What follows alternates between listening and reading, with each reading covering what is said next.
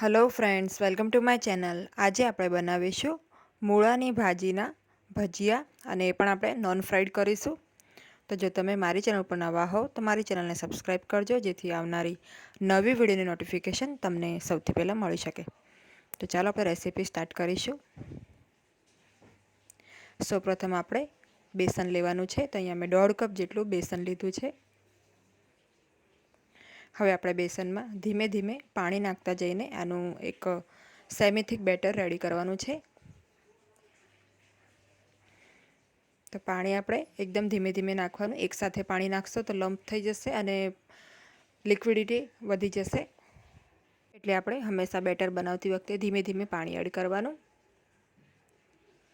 તો થોડું થોડું પાણી નાખતા જઈને આપણે એકદમ સરસ સ્મૂથ બેટર રેડી કરવાનું છે। તો અહીંયા મેં આ રીતનું બેટર રેડી કરી લીધું છે। બહુ જાડું પણ નહીં અને બહુ પાતળું પણ નહીં, એ રીતનું આપણે બેટર રેડી કરવાનું છે। હવે આપણે આ બેટરને થોડો રેસ્ટ આપીશું। તો આપણે આને ઢાંકીને 10 થી 15 મિનિટ માટે રાખી મૂકીશું, જેથી બેસન સરસ રીતે ફૂલી જાય।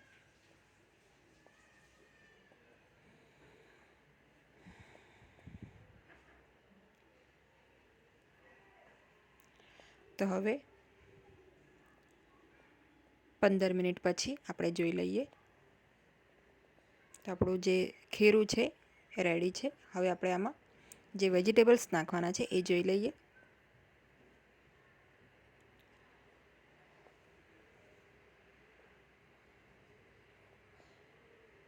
તો અહીંયા મેં 1.5 કપ જેટલા મૂળાની ભાજીના જે પાન હોય છે એ લીધા છે, એકદમ ઝીણા સમારીને। એક ડુંગળી લીધી છે, 4 થી 6 મરચાં છે અને મીઠા લીમડાના પાનને આપણે કતરણ કરીને લેવાના છે। તો આ બધું જ આપણે ખીરામાં એડ કરીશું।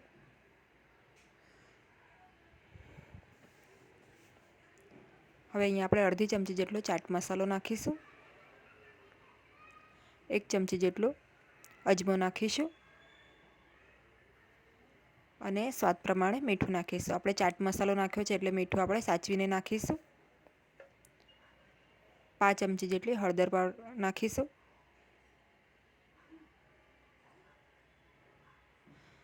અને આપણે જો તમે તીખું ઈચ્છતા હો તો થોડું તીખું આમાં એડ કરીશું। અડધી ચમચી જેટલું લાલ મરચાંનો પાવડર એડ કરીશું। હવે આપણે બધું સારી રીતે મિક્સ કરી લેવાનું છે। એમાં આપણે પહેલાં થોડું લીંબુનો રસ છે, અડધા લીંબુનો રસ છે એ નાખીશું અને એકદમ સારી રીતે આ બધું મિક્સ કરી લઈશું।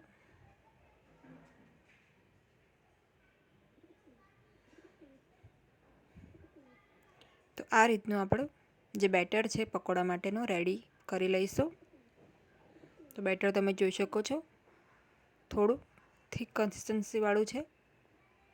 હવે આપણે આમાં સોડા નાખવાના છે। તો અહીંયા મેં 1/4 ટીસ્પૂન એટલે કે 5 ચમચી જેટલા ખાવાના સોડા લીધા છે। સોડાને એક્ટિવેટ કરવા માટે આપણે 1 ચમચી જેટલું પાણી નાખીશું અને આ બધું સારી રીતે મિક્સ કરી લઈશું। તો હવે તમે જોઈ શકો છો આપણું બેટર એકદમ સરસ રેડી છે। તો આ રીતનું બેટર આપણે રાખવાનું છે, જેમ આપણે તેલમાં ભજીયા બનાવવા માટે બેટર રેડી કરીએ છીએ એ રીતનું બેટર આપણે રેડી કરીશું। હવે આપણે એક અહીંયા અપ્પે પેન લઈશું। તો અપ્પે પેનને આપણે ઓઇલથી બરાબર ગ્રીસ કરી લેવાનું છે। તો અપ્પે પેનની દરેક કેવિટીમાં આપણે આ રીતે તેલ લગાડી દઈશું, અથવા તમે ચમચીની મદદથી પણ 2 ટીપા તેલ નાખી શકો છો।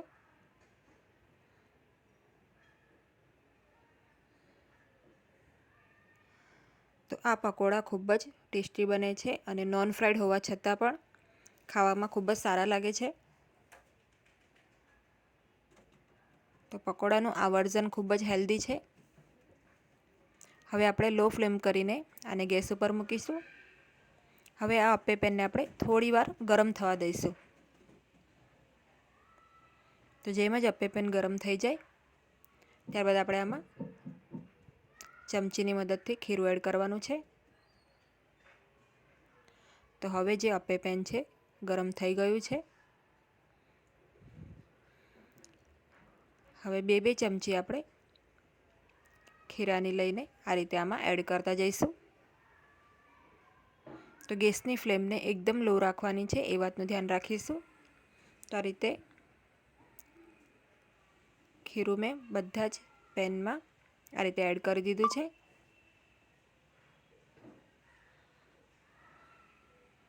હવે આપણે ઢાંકીને આને 3 મિનિટ થવા દઈશું.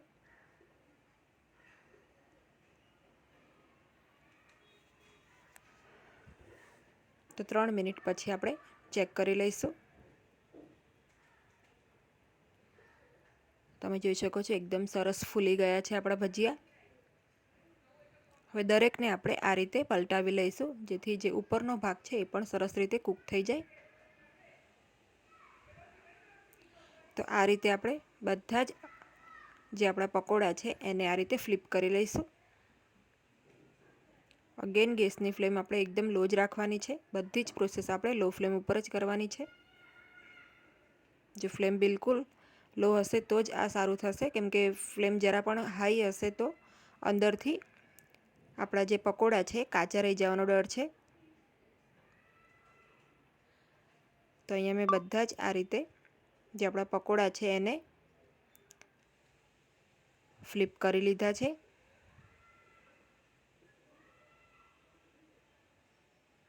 ઇઝીલી આ થઈ જાય છે. હવે આપણે થોડું તેલ લેવાનું છે અને બધા જ પકોડાની કિનારી ઉપર આ રીતે થોડું થોડું આપણે તેલ લગાડીશું.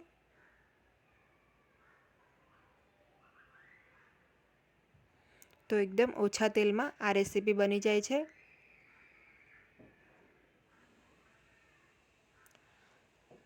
અને તમે આને બાળકોને લંચ બોક્સમાં પણ આપી શકો છો.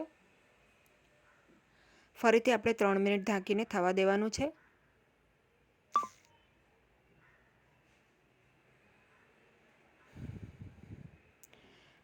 તો 3 મિનિટ પછી આપણે જોઈ લઈએ આપણા જે નોન ફ્રાઈડ પકોડા છે રેડી છે. આ રીતે સરસ કૂક થઈ ગયા છે, તમે જોઈ શકો છો. એકદમ સરસ ફ્લફી અને એકદમ સરસ ટેસ્ટમાં પણ બેસ્ટ આપણા પકોડા અહીંયા રેડી છે. આપણે આને ડીશમાં લઈ લઈએ અને આ રીતે જ ફોલો કરીને આપણે આની બીજી બેચ પણ રેડી કરી લઈશું. તો અહીંયા બધા જ પકોડા રેડી છે. આપણે એને ડીશમાં કાઢી લઈએ.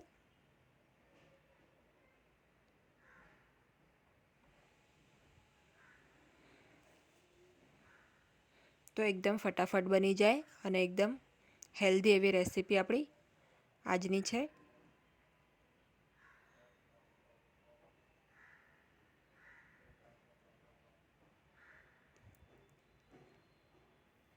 તો આપણે આ પકોડાને એક તમને ખોલીને બતાવું છું. આ રીતે તોડીને એકદમ સરસ સોફ્ટ બન્યા છે, તમે જોઈ શકો છો. અને અંદરથી એકદમ સરસ જાળીદાર છે. તો એક વખત આ રેસીપી ચોક્કસ ટ્રાય કરજો.